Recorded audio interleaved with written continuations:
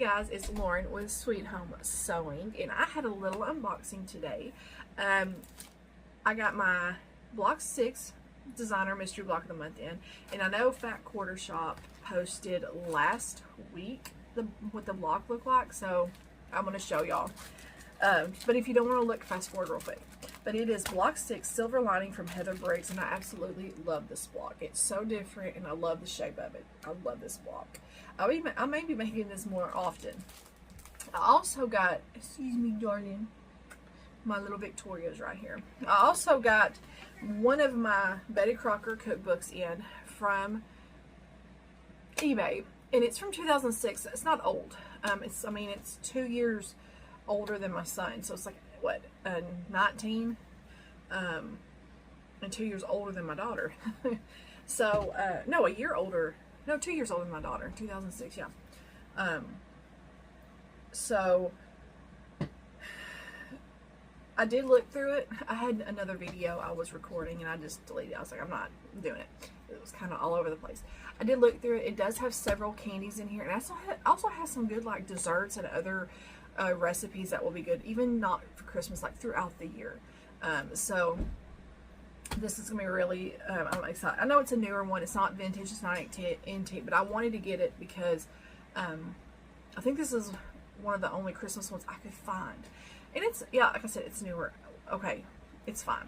My other one, hopefully will be here. I need to look and see where the tracking is. I'm hoping it'll be here tomorrow, but it may be next week. But it's the one from actually 1950s. There's a couple of others that I have my eyes on that are from like the 60s and 70s. One of them I think is a cookie book, and the other one is something else. But this one does have several of the recipes that they were talking about on that video. And so I'm going to have to go through here and kind of write a list, or add these to my other little list of things I want to make. Because I told my aunt yesterday I want me and Cadence to come out. I may see even Caitlin, if she wants to do it, to come out and bake with my grandma, bake some goodies with my grandma. So we will see about that.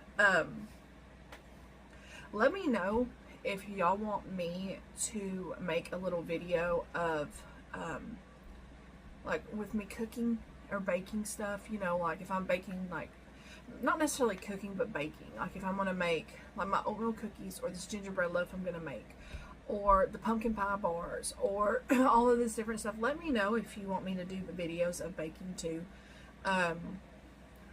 The stuff that I try to do all from scratch. So it's, one of the recipes I want to make uses mini peanut butter cups. I'm not going to make homemade peanut butter cups, and then I ain't doing that, no. So some things will be little, have little cheats, cheats in there or whatever.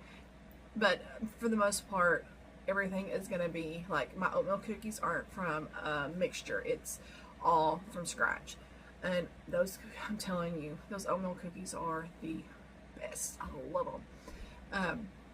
So let me know if you want me to do some of that on, like, record. I know this is sewing, but I know some of y'all too were interested. Like, y'all perked up when I said something about the cookbooks and cooking. There's actually a lady on here that's I think she said she's a chef, like a professional. I'm like, I want to pick your brain, I would love to be able to cook like that. I had to teach myself, for the most part, to cook. My daddy taught me a few things. My mom taught me a couple. My ex-mother-in-law taught me a few.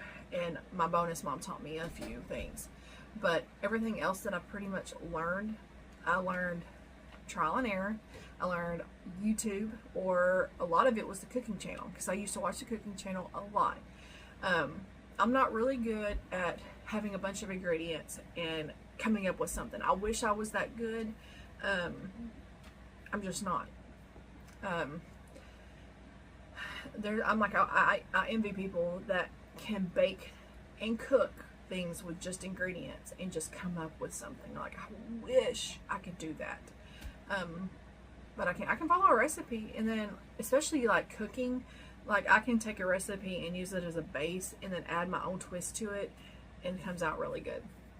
But baking, I stick to it because baking is different than it's more, I call, scientific than cooking, because you can mess something up, baking.